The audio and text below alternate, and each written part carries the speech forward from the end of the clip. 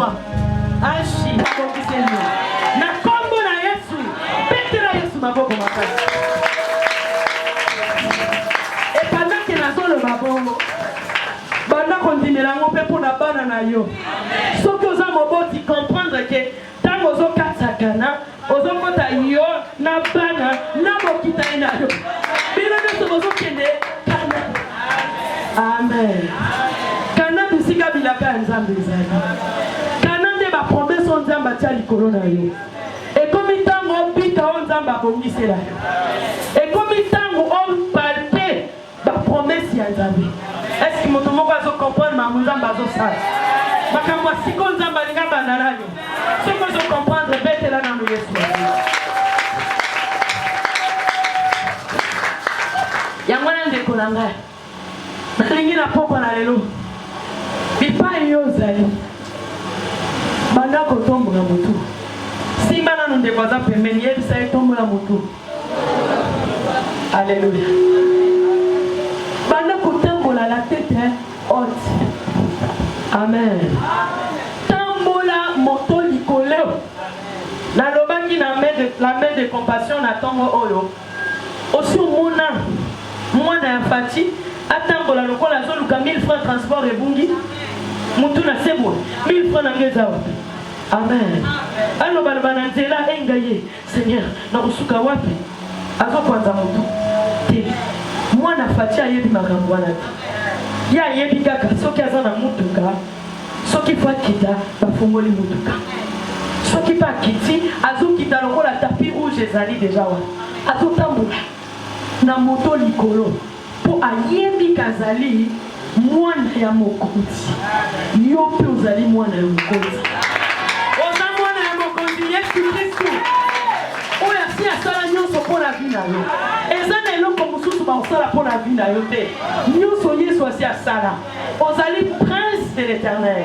Ozali princesse de l'Éternel. Est-ce que vous le banana princesse, yo mobali le ba prince de l'Éternel? Alléluia. Oza prince de l'Éternel, princesse de l'Éternel. Tambola comme tout le colo. Vivre le col à Joseph en Égypte. Oh, alléluia. Joseph en Égypte, azalaki n'est esclave. Mais voyez ceux qui osent la mafuta, hein? Ceux qui mafuta ezali likolo na yo. Ata place sur les os simba te, mais quand on va autant le moins lit moko ya kitoko boye. Mais ya zona tabwende ngeni. Donc andeka moi ba kek mwana nzamba zo pesa. Et tangu ngonge ko belema, oko simba o nzambe abonisi la pona. C'est la Yesu mari. Tele mabita yo zani. Nzambo. Elonyo seni, okomi na babitiki. Yango de frata. Ouvre-toi. Nzamba lingi bongo. Pour bien yebi ba projet qui to pasala pona. Nzamba kela yo te poyo kaka pasi okelelaka. Ozalaka na sima bato. Pesa na 1000 francs, pesa na 2000 francs. Te wana eza vie ya Nzambe. Pour papa na yo aza riche. Mokeli na yo aza riche. Alobi l'or et l'argent m'appartiennent. C'est pour ceux qui or ya Nzambe. Na argent zo ko appartenir epai na Nzambe. Yesu Kristo aza mwana Nzambe. Le fils unique n'y est dans un héritier à biloko no sanza. Et bon yo nanga. Toza bana. Ba co-héritier. Ça veut dire que il y a Yesu fils de Dieu, fils unique de Dieu. Et ça peut bosu ya ngai Esther fille. Oh alléluia. Et ça peut bosu na yo mais là Yesu lokwa mokonzi pe. Amen. Et ceux qui wanate. Nzambe akamati asali alliance na tata moko Abraham. Ayebisi bosu nyonso na kopesa yo kozala père d'une multitude. Okupambola. Et ngai na yo otondimeli Yesu. Abraham papa na biso ya kondima ya yambo. Ba promesse nyonso Nzambe apesa ye ezali pe ba promesse ya nani? Ya ngai na yo. Ça veut dire vie na yo oza obligé vie na yo ça dit efongwama. Amen. Amen. Eza obligé vie na yo efongwama po ba promesse Nzambe apesa na papa na biso Abraham ezali pe ba bilaka oyo faut vivre. Awa na sena moki. Amen. Amen. Amen. Est-ce que nous avons motomoko azo comprendre que vie na ye kongwami? Ezo makambo alobi te eza makambo lelo. Soki ozondima kaka lelo okomona nzambe makambo na lobi. Histoire ya sika ekokomama na nzambe. Histoire ya bato ya nzambe apamboli ekobanda kokomama na vie na ye. Alléluia. Soki poza malade yebake Efrata ezali pe guérison ya moto azalaki sourd. Ezali pe guérison ya moto azali koloba bien te. Ezali pe guérison ya oyo amonaka bien te. Ezali pe guérison ya oyo ayokaka mopasi. Ezali guérison ya yozoka makolo pasi. Efrata ezali pe guérison ya yo oyo balobi maladi oyo ekosimba to komela kisi. Soki oza na kondima kaka ndenge oza bisika wana. Soki oza maladi nazotatola lokola mosali na ye ya nzambe na kombo na Yesu Kristo. Tika bi maladi etika nzoto na yo ekende bisika bikauki au nom de Jésus Christ yamba guérison na kombo na Yesu. Alléluia. Ça l'a restauré. Santé na yo ça l'a restauré na kombo na Yesu. Alléluia. Nalobaki mokola vendredi lelo tokosala nini tokokatisa. Amen. Tozotanga maloba nzambe nakomi na ngai presque na suka. Tozotanga na Exode chapitre 14.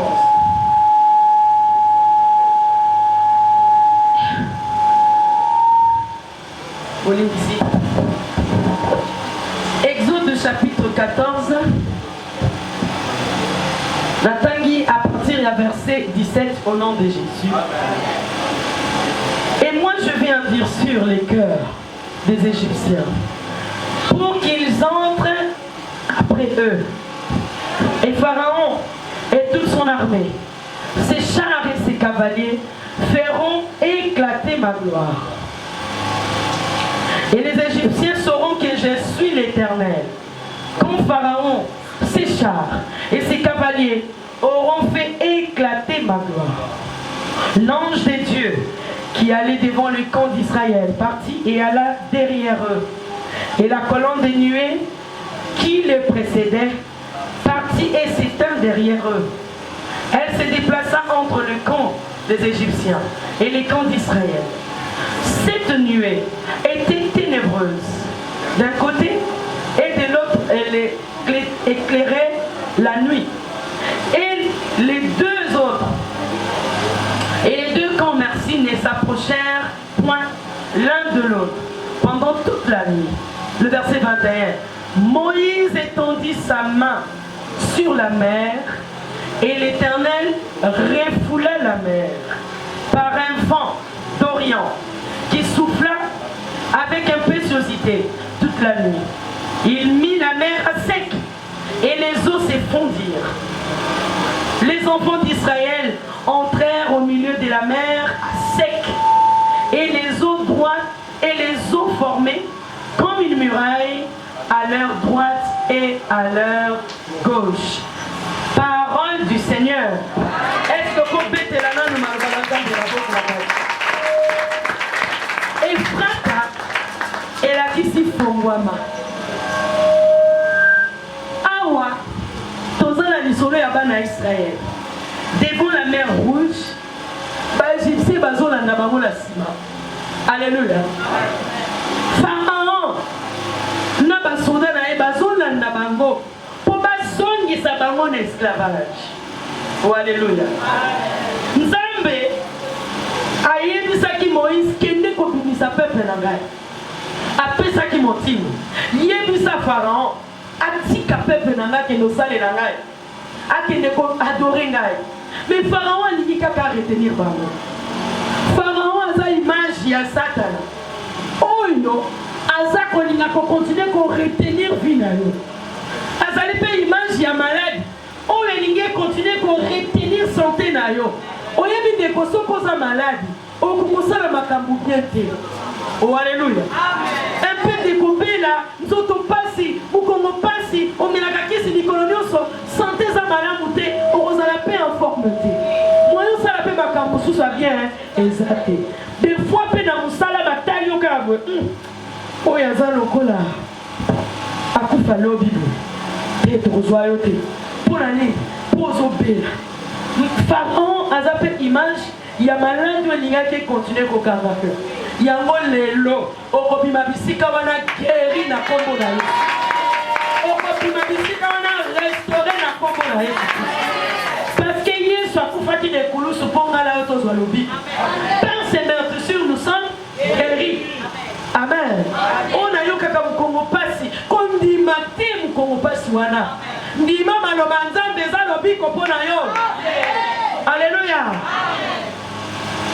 Pharaon ezali baliliti nyonso oyo eza établi na vie na yo. Makambo ezokoempêche yo avancer. Alors awa ntango bakomi liboso ya fleuve Nil, Pharaon na nsima liboso fleuve. Alléluia. Imagine-toi bozo kima moto ya makasi bokomi liboso bokutani na fleuve. Si bosuki na bino. Mais awa Bible elobi ke Nzambe ange oyo azali kobatela bana ya Israël aleki na katikati na bango. Na kote ya bana ya baegyptien bazali koya, Nzambe afrappe molili. Kote bango bazalaki, Nzambe atiki pole. Nazotatola na pokwa na lelo. Nzambe azofrappe banguna na yo na aveuglement. Azofrappe ténèbre na kaya banguna. Na kombo na Yesu. Bao bazali kosurveiller vie na yo. Nzambe azofrappe bango na aveuglement. Na kombo na Yesu Christ. Bao bazali kolandela vie na yo. Ba ministère à contrôle. Batala kalende ngo bimako okotaka. Bazotala soki est-ce que azo ko évoluer mikolo. Nzambe azosala nini? Azofrappe bango na aveuglement. Na kombo na soko dilipete la Yesu mabo. Nakala b'Égyptien molini. Ça veut dire ba oluko ba monote. B'Égyptien ba sutuka. Oh, bazale kioti. Bazomona susute. Banguna bakotatone. Po yo Nzambe ye moko azana katikati. Ye kote na ngambo na yo azobatela yo. Na ngambo na yo Paul ezali. Na ngambo na yo lumière ezali. Mais nakala banguna ténèbre Nzamba fa. Na kombo na Yesu. Alléluia. Maintenant Nzamba yebisi Moïse. Kamata lingenda. Siko foboleka bosala dele. Ba peuple ba komi pasteur Nathan harmonie ba jeune tozo sala tozo bondela ilo côté. Baba liko tungisa su Moïse. Nzamba yebisi Moïse ozana ni. Nazana lingenda. Pusana. Tombola lubuku. Moïse afika lingenda na ye. Efrata. Ouvre-toi. Oh, alléluia. Nazoloba na mutu moko. Destiné na lio. Mutu akokyoka na ngo lisusu. Na kombo na ye. Mutu akokanga su nzela na yo te. Eza leloko moko ko empêcher so vie na yo. Moïse liboso ya fleuve Nil. Apeta nzete. Maïsali nini? Bana Israël, oyo bifemwa te.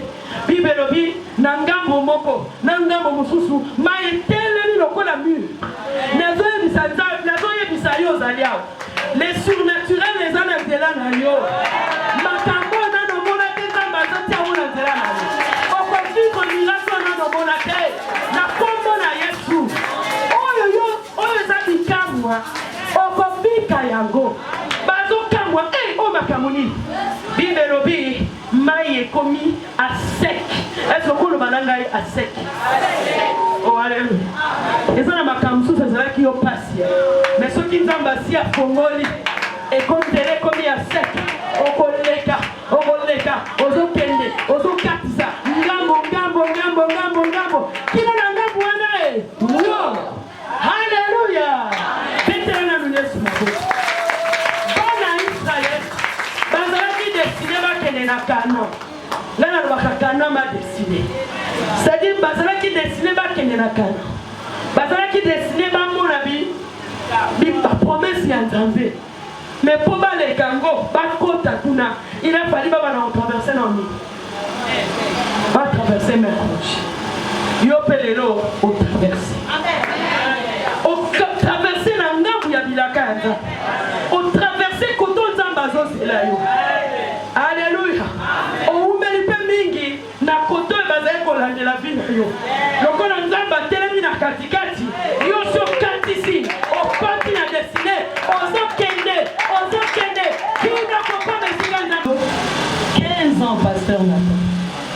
Amen. 15 ans, il y a EMAD, Mission mondiale, Arche à délivrance.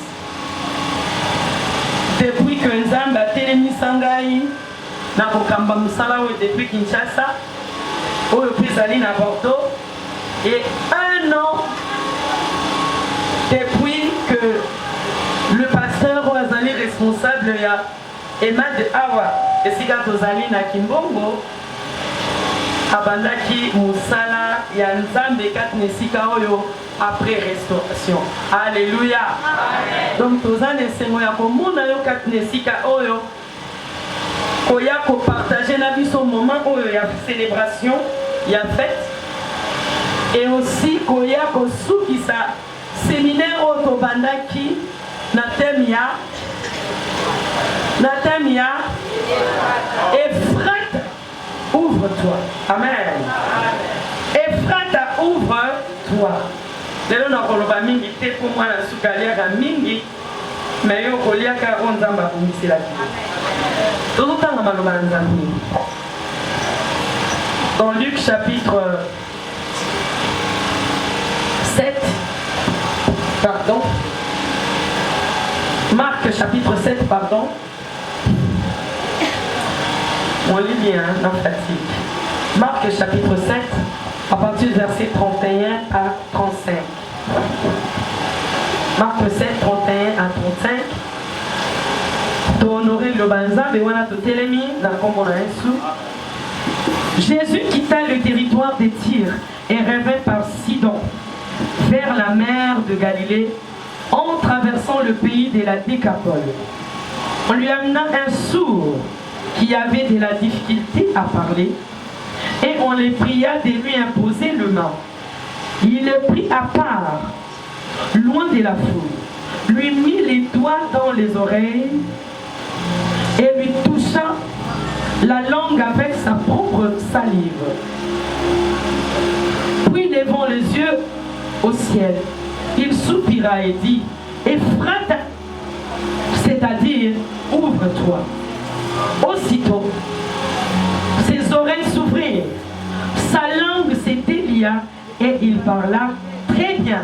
Parole du Seigneur. Est-ce qu'on peut acclamer la parole de Dieu? Merci la Célestine. Ephrata, qui veut dire ouvre-toi. Depuis jeudi, tozalaki awa basali na Nzambe oyo Nzambe atelemisaki moko na moko kolandisa ngolu na ye, tolobelaki mingi sur Ephrata. Ephrata elakisi kaka fongwama.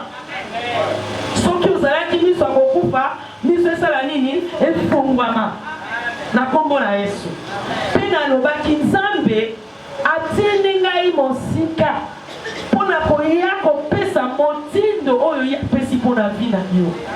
Parceke tolobi mbula ebandaki tokomi na 8e mois, etikali kaka 4 mois ya pamba mpo mbula oyo esala nini? Esila. Me yo okoki kokontinue kotambola te na aveuglement, ozomona te nzela ozotambola ozomona te vi na yo ozomona te makambo ezo ya liboso. Etolobaki Ephrata, ouvre-toi. Ezali na badomaine nyonso ya vi na yo. Amen. Ça veut dire Nzambe alingi vi no esala nini? Efungwama. Makambo efungwama. Okende liboso, oprospere. Ephrata veut dire okende mosika. Alléluia. Fungwama. Ndeko. Nzambe apesi motindo. Tango alobi Ephrata a supplié te. Ephrata eza motindo ezali ordre. Amen. Ordre oyo Nzambe apesi na vi na yo. Bible lobi yende mutu alobaka mpe likambo esali nini? Ekokisami. Amen. C'est lui qui dit un mot et la chose arrive. Soki Nzambe alobi mutu akopekisa azali te. Yango Nzambe alobi Ephrata, ouvre-toi. Ça veut dire vi na yo po efungwama. Mapamboli fwe ya. Oh, alléluia. Vi na yo fwe efungwama. Fwe ezala prospère. yawa bazwa qui déjà ma bénédiction ya mukolo ya yambo ya mibale lelo mukolo ya suka makomi elobi vaut mieux la fin d'une chose que son commencement. Ça veut dire au salaire qui n'est bandé, au salaire qui bien. Mais ceux qui sont dans le lelo aussi meke. Alléluia. Puis bana mukolo jeudi tolobaki bana kotambola lokola moto eza déjà free, eza libre. Moto nzamba fongoli. Ça veut dire que comment on peut arrêter au lisusu. Ils ont dépendre ndenge ozondimila yobaza. Afin que oyo pardon sourd oyo azalaki koyoka te azalaki mpe koloba bien te. Mais Yesu ntango akutani na ye bayebisi Yesu est-ce okoki te kotia loboko. Yesu alobi otia loboko po abika. Yesu azwi akotisi ye kaka misapi na matoi azwi lolemo na ye atutisi na lolemo ya moto alobaka bien te. Amen. Nalingi na yebisa yo ndeko yekola koloba bien na nzambe banda koloba bien soko ozali koloba banégativité likola vi na yo o ngai mpenza nga balokanga bakoki koloka yo te. Mwana nzambe moto akoloka ye te ndoki akoloko te nganga mpe akokoloka yo te. Mpo na nini? Mpo makomi na nzambe eza koloba na Romains chapitre 8 le verset 1 loba na ngai il n'y a donc maintenant aucune condamnation pour tous ceux qui sont en Jésus-Christ. Condamné vina yote. Malédiction moko ekoumela likolo na yote. Oh alléluia. Soki zakati na Yesu, Yesu asomba yo na makila na ye. Amen. Asikola bomoi na yo, aracheta yo okoma ya Yesu. Okoma ya ye. Ozalaka susu esclave ya Satana te. Ozalaka susu esclave ya libota na yo te. O na famille na biso baloka biso te. Et pas moi la nzambe ko simba. Alléluia. Parce que vous allez appartenir sous kaka na libota na yo te. Vous allez appartenir et pas na Yesu. Pe Yesu yenda simbi bo mon Dieu. Pour la zako ma vie est cachée en Christ. Oh, mon tomo ko lo balanga ma vie est cachée en Christ. Et la question bon mon nyanga simba biwa kati na Yesu. Amen. Ma vie est cachée en Christ. Ça veut dire ceux qui vivent dans les actes cachés kati na Yesu. Atandoki. Akokoka kosala na elokoti. Yango mwana nzamba abanga kapamba pamba te.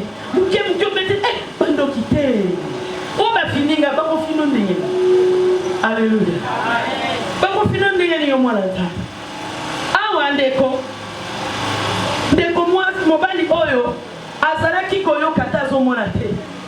Mais Yesu agangi apesi motindo et frata ouvre-toi. Nandenge na uti musika et pas na uti na yeka na komema ordre naza messagère. Les messagères de la bonne nouvelle sont une grande armée. Naza kaka momemi sango. Na ye na sango Yesu apesi po na sikol. Po na bana emade. Po na yo ndeko ya aux invités. Sango ya Yesu alobi nini? Frata. Ouvre-toi. Vina yo fofongwa. Yango banda tango tozo sili sa séminaire. O banomona bakope banosi. Alléluia. O mona makambo bando kende liboso. O mona makambo ezalaki te bandi koya. O ezalaka te ezalisami. Ponzango yo dimela, il appelle à l'existence ce qui n'existe. Oh zanangatea. Yesu Kristu. Oyo nana yo tondimela abengaka makambo oyo ezalaka nango te. C'est-à-dire na famille na bino, même koko na yo atikala komona makambo nzamba bobise yo. Oh moko kazo comprendre. Otali papa kulutu. Otali tata mwasi. Otali banoko. Otali na bakoko bazana mboka. Mutu moko na no mata avion te. Amen.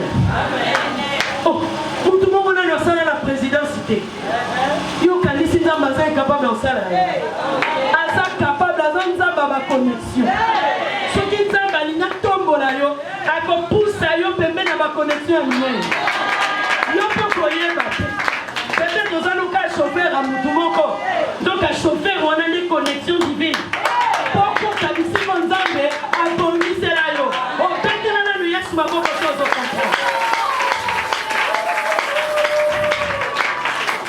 Sandra Komoko Makambo Kitoko Zali Goswa. Oh alléluia. Sengina Bisayo et Komingonga Oyo Bakuba Kamu. Et Sandra Komoko Emba et Komita Monga Pela Salani. La sepela. Diplomation il faut pas soula. Alléluia. Diplôme ya Bobo la fille Salani. Faut pas souka. Na Komo na Yesu. Lelo na tei na kati église primitive. Mon bon Lazaraki te. Tangu Paul na Pierre Bazaraki, ne tonga na bango, mon bon Lazaraki te. Eza maloba na ngati. Yango awa ne mati te babola Bazaraki. Somo ina permanence ozaka na une semaine. Après semaine elandi, fonza ma peso musala. Alléluia. Église ezalaka babola te. Poso kingana otoza babola, tokosala eloko te. Nzamba aza na posa pambola yo. Oh, alléluia.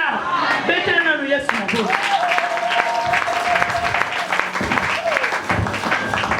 Nalingi aussi maloba ya frère. Tango zozonga na poko na lelo. Bana kotambola kolanisa maloba oyo zoyoka. Alléluia.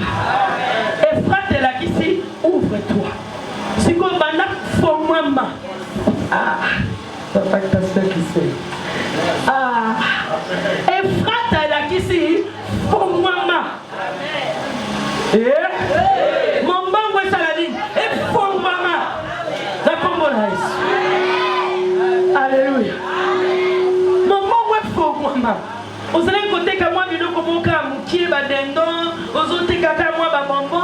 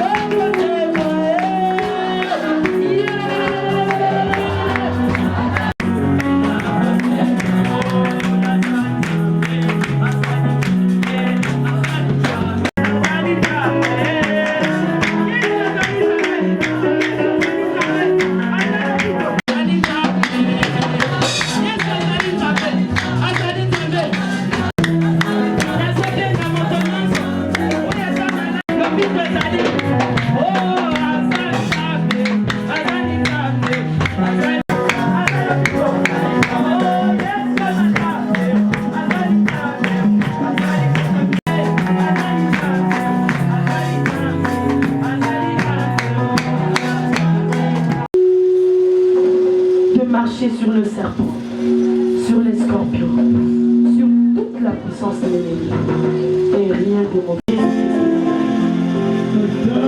Je vais dire que tous ces douleurs disparaissent au nom de Jésus, que tout ce qui est dérangé, au union se sacrifie.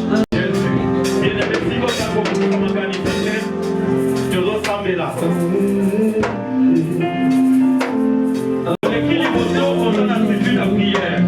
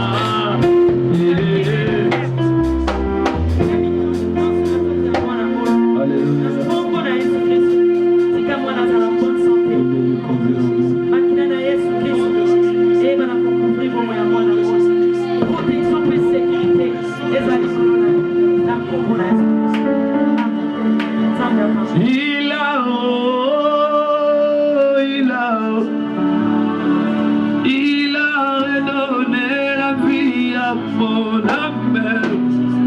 Après tant d'années de souffrance, il a redonné la vie.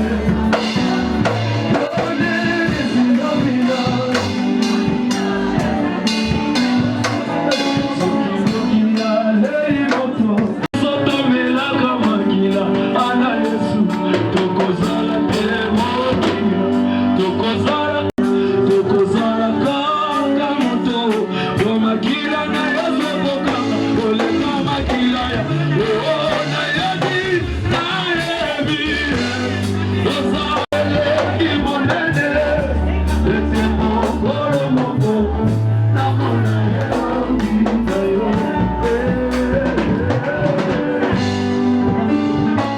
hallelujah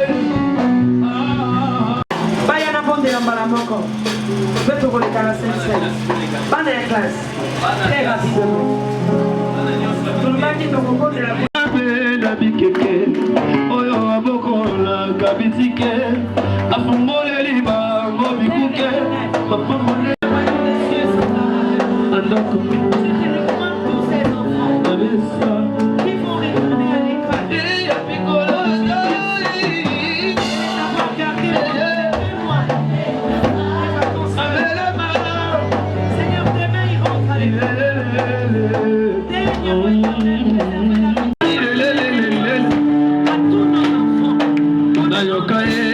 basango lelo nakomi mpe moto na eseka nazolo ya moto batolaki na pesa ya moto apikola kosoli apenama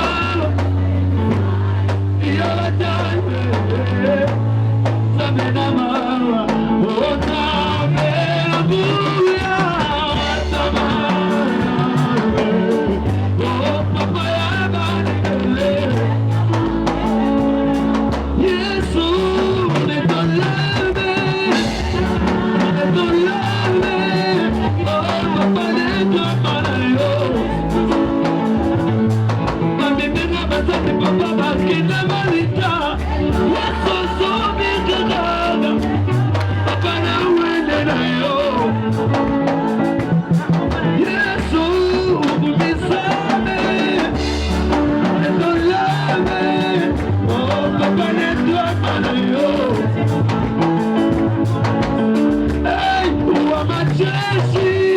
come on,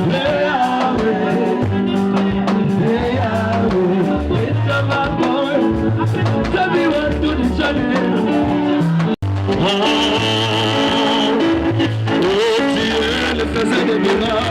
C'est des miracles, si elles sont comparables.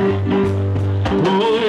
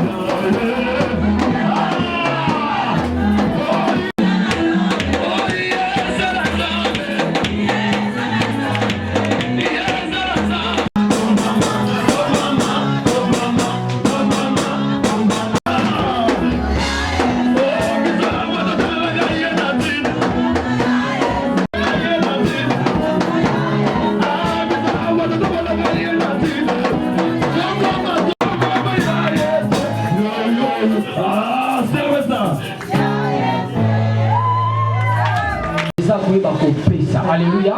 La puissance de la libéralité. Il y a la maman qui tourne dans tout ensemble. Nous à l'heure de ce front, c'est l'heure de ma bénédiction. Tu veux t'analyser sur ma peau. Il y a église où la Katinesika où tout tombolise. Amen, amen. Nous voulons d'abord offrir au Seigneur, ton Seigneur, la langue de Dieu, à propos de la première service. Alors là, tu pamoli au Seigneur, tu commission. Libéré Seigneur, nanda kunayo baya kamaboko pambate. Pambola moko na moko Seigneur, pour la liboza oyo. Ma oba zangi nzambe pesa pour être prochainement ba ba tsuko pesa pour na tonga na pour na terre lokum na yo. Sikete Seigneur mabonza oyo et pambola ma ko te pa na yo. Na kombo na Jésus Christ nous avons ainsi prié. Amen. Amen. Bénis Seigneur chacun qui a offert dans ses paniers. Et tous ceux qui ont donné des honoraires générales, qu'ils reçoivent au centime de ce qu'ils ont donné au nom de Jésus-Christ. Et laisse, Père, que ces offrandes servent à l'avancement de ton royaume. Que tu le reçoives comme un parfum de bonheur dans tes âmes. Dans le nom de Jésus-Christ, notre Seigneur Jésus-Christ. Merci beaucoup, Bethela Yesu Maboko Makasi. Bien-aimé Nali va sous la mission d'un panier, toujours récupéré. Banga.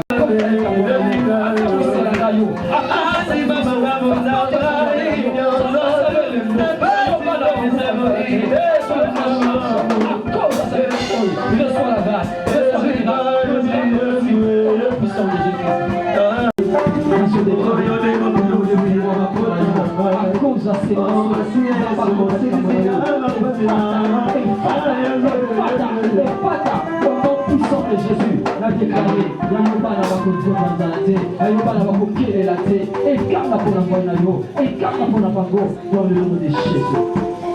Les kaya baba chédéri baba baba, romolo chandaria baba baba.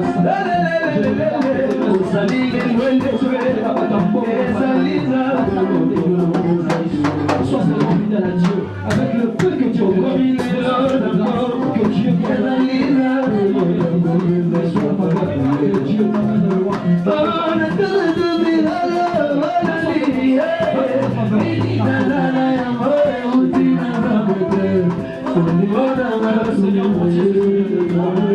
De se sacrifier, ma porte est fou à mes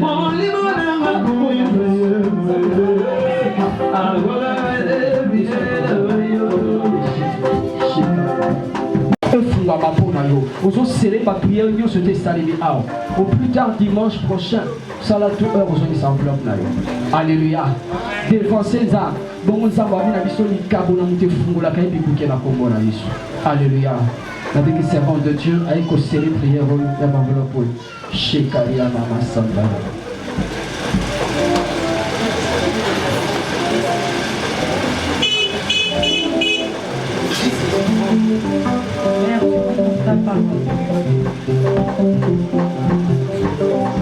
Dans ta parole, chacun puisse honorer son engagement.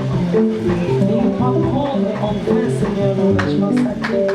Bénis toute personne, Seigneur, qui a honoré son engagement. Tu honores ceux qui t'honorent. Laisse que tu honores toute personne qui a pris, Seigneur, l'engagement et qui a donné. Au nom de Jésus-Christ. Que ces offrandes crient au Éternel en faveur de tes enfants. À chaque situation, à chaque circonstance, que tu te souviennes de leurs offrandes, que tu leur fasses du bien. Au nom de Jésus-Christ, Jésus. Amen. Amen, amen, amen. Est-ce qu'on peut acclamer pour le roi de roi?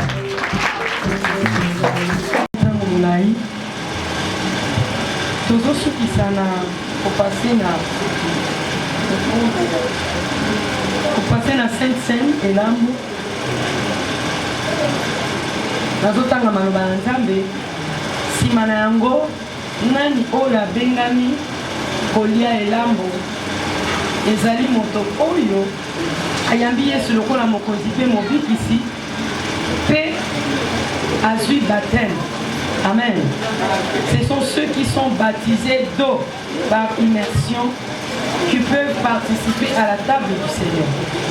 Je vais lire la parole de Dieu dans Luc chapitre 22, à partir du verset 17. Tant que aussi sakaka kolia elambo, nalingi ba mama balambaka, bozala déjà na porte na ba bilei na ba jus, tokobondela mpona yango kolia komela ezali. Obanga te pe tokobina lisusu. Amen. Donc lelo soko ozalaki na esika te fete ezala. Amen. Natangi Luc chapitre 22, le verset 17 au nom de Jésus. Et pendant ces temps, j'invite devant le pasteur Nathan. J'invite le pasteur Nathan pour déplier avec la missionnaire Rita, s'il vous plaît. Pour mon sang qui est répandu pour vous. Parole du Seigneur. Awa Yesu azolia elambo ya suka na baikoli na ye jusqu'à ce que le royaume de Dieu soit venu.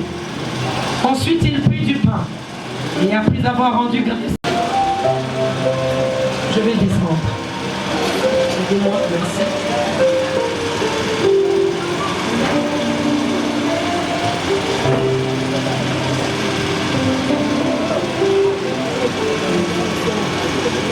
Alors bitala makila oyo na sopi mpona bino nekulusu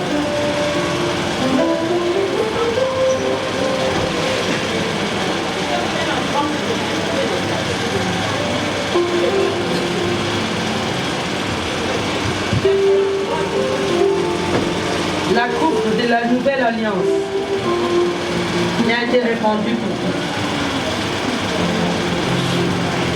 Il est écrit, ils l'ont vaincu à cause du sang de l'agneau et de la parole de leur témoignage. Makila na Yesu, yango nde ezali kopesa biso otondimeli Yesu lokola mokonzi mpe mobikisi elonga na badomaine nyonso ya bavi na biso.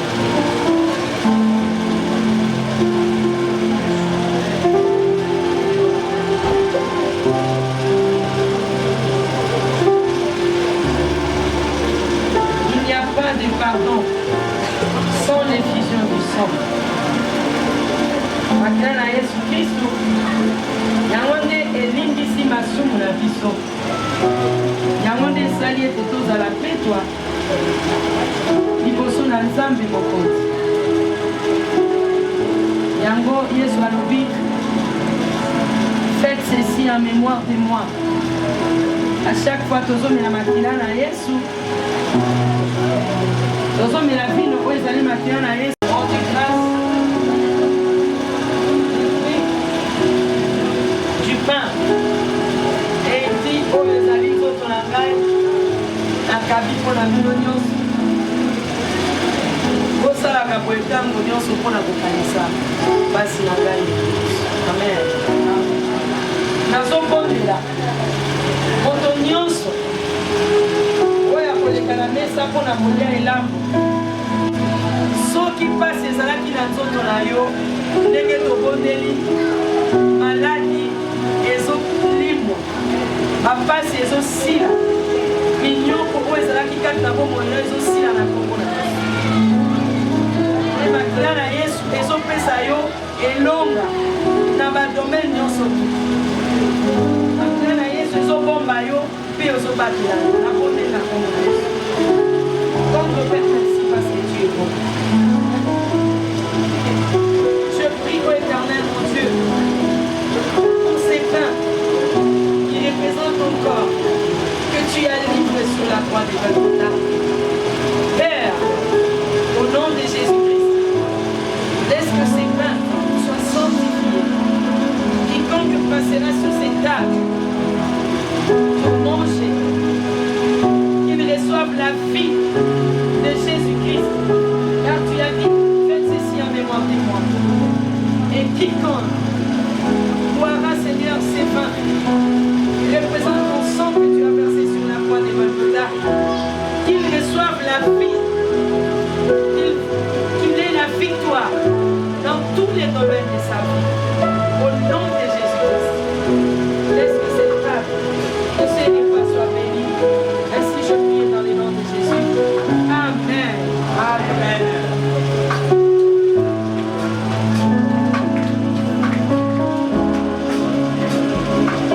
Avec notre nyonso.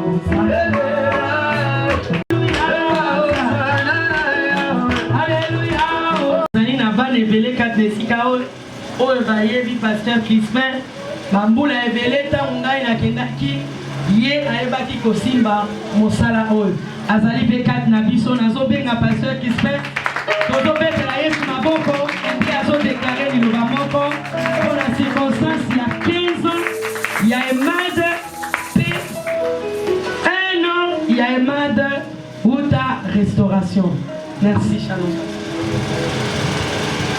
Toboneli, Seigneur, Zambalola, na pamboli kombo na Yahweh.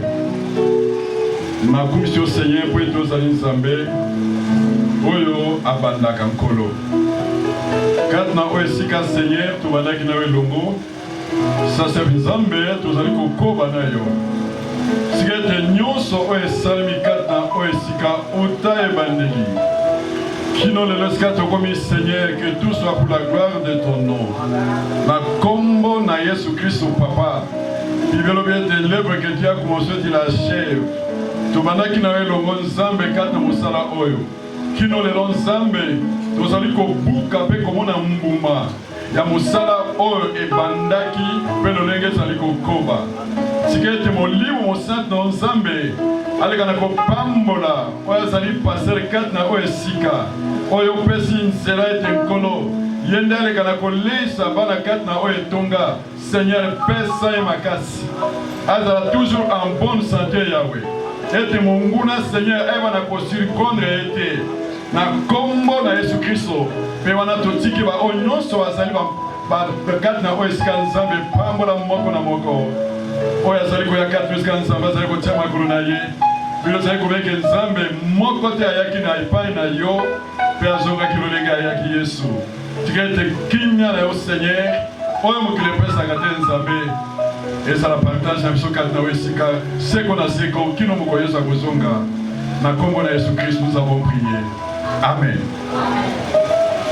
Pasteur nazobinga missionnaire Rita tobeti maboko mpona message na Nzambe azodeklare une parole mpe nasengi bamama bapusa baji mpo tobondela mpona yango ako bato babela. Shalom, shalom église. Totoli Nzambe lisusu po aza malamu. Ndenge loba nezoloba na Psaume 133 et en 3. Et le dit, oh, comme il est doux et agréable pour deux fois de demeurer ensemble. Oui, nous avons fini par accomplir cette parole. Le Bananzambe Lobi était 4 natans de Sarana Esika, pour la de la Psaume 133 et en 3. Nesika Onzamba déverse sa vie, Nesika Onzamba Pambolaka, il déverse la vie sur toutes ses formes. Sika était Maluba O et Latan Zoto 4 Nesika, Biso à te rendre le au possible. Que le Seigneur nous bénisse tous et à jamais. Que tout soit ouvert comme il nous a dit. Et Fata. Amen. Amen. J'appelle également le pasteur Tété Patrick pour déclarer une parole. Seigneur, mieux vaut la fin d'une chose que son commencement. Tu as commencé avec nous ce programme et nous voici à la clôture. Merci parce que tu avais envoyé ta servante pour une mission. Elle a été, Père éternel, l'instrument par lequel tu es passé pour bénir ton peuple. Je déclare maintenant ton peuple est restauré au nom de Jésus. À cause de la parole que tu as écoutée ce soir, si tu es bon mon ayo et soit vie na kombo na Yesu. Oui, kufa ki na vie na yo et c'est quoi na kombo na Yesu. Oui, lala ki eba na kolamuka na kombo na Yesu. Oui, telema ke soit makoeba na kotambo le nom de Jésus. Ya yo bana ba ko échouer te aneo na kombo na Yesu. Ya yo ko bimisa ba diplômé aneo na kombo na Yesu. Azoma ba so ko na université à cause de la parole au nom de Jésus. Merci parce que merci parce que ton cela on a sainte scène c'est significatif ton lien nzoto na yo ton lien makila na yo toza inlocamable toza incoïsamable toza insimbamable toza ba owa plutôt abatela mina sa protection na yo nzam. Merci pour la parole na yo, merci pour la musala o Yesu qui est liboso, merci pour le nouveau départ. Peut-être que tozo kota 16 septembre na se anguya lipamboli makambango c'est bandi makambango c'est pongwami yango to betelio maboko parce que on dit que c'est pongwami et c'est pongwami et c'est pongwami dans le nom de Jésus de mon Dieu.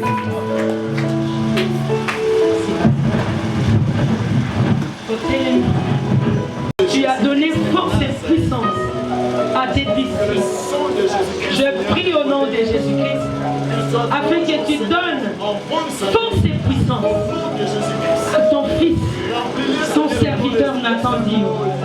Au nom de Jésus-Christ, reçois la force et la puissance de Dieu pour le servir dans la fidélité, avec amour, au nom de Jésus-Christ, que la protection divine et la sécurité soient sur ta vie, sur cette assemblée, sur ta famille, sur ton foyer. Que Dieu te garde, qu'il garde ton foyer. Au nom de Jésus-Christ. Seigneur, merci de bénir, Seigneur, ton serviteur. C'est lui que tu m'as donné comme un fils dans ses ministères.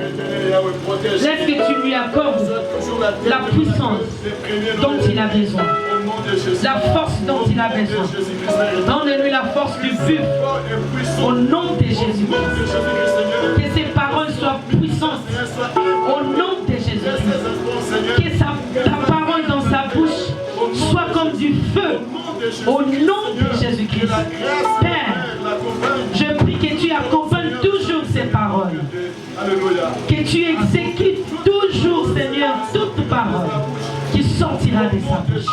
Au nom de Jésus-Christ. Que les anges soient toujours à son service. Au nom de Jésus-Christ. Au nom de Jésus. Que les démons lui soient soumis. Au nom de Jésus-Christ. Que le malade soit guéri. Reçois l'onction. Reçois l'onction de Dieu. L'onction et la puissance. Au nom de Jésus-Christ. Merci, cher Saint-Esprit. Papa, merci pour la mokolo ya lelo. Ezalaki mokolo lolenge ya mikolo nyonso te. Mokolo ya lelo nzambe kati na esika oyo. Ezalaki mokolo oyo sukisi kolela ya bana na yo. Oyo sukisi balimite ya bana na yo. Ezalaki mokolo oyo sukisi makambo ezalaki kokanga bavi ya bana na yo. Tika banzela ya moko na moko ezala kofungwa makati na esika oyo. Na kombo na Yesu Kristo. Lola efongwama. Likolo ya bomo ya moko na moko. Na kombo na Yesu Kristo. Boya mama kombo na Yesu Kristo. Recevez la bénédiction. Au nom de Jésus-Christ. Soyez bénis. Au nom de Jésus-Christ. Je déclare maintenant, vous irez très loin. Tu iras très loin. Car rien ne pourra te limiter. Au nom de Jésus. Maintenant les limites sont brisées. Au nom de Jésus-Christ. Maintenant les limites sont brisées. Au nom de Jésus-Christ. Je déclare qu'avec Dieu, tu feras des exploits. Les restes de mois pour finir cette année, tu feras des exploits. Les grandes choses sont à ta portée. Comme dit l'apôtre Paul, une grande porte m'est ouverte.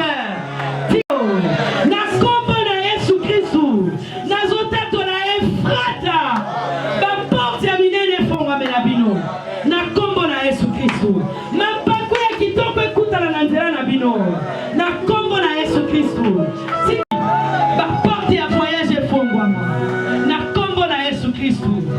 Tika nzamba pesa yo bana. Maternité fongwama. Na kombo na Yesu Kristo. Libale fongwama. Na kombo na Yesu Kristo. Succès fongwama. Na kombo na Yesu Kristo. Grandeur fongwama. Na kombo na Yesu Kristo. Déclare avec moi. L'Éternel est mon berger. Dans le vert pâturage, il me dirige près des eaux paisibles. Il restaure mon âme. Il me conduit dans les sentiers de la justice à cause de son nom. Quand je marche dans la vallée de l'ombre de la mort, je ne crains aucun mal, car tu es avec moi. Ta houlette et ton bâton me rassurent. Tu dresses devant moi une table en face de mes adversaires. Tu ointuis ma tête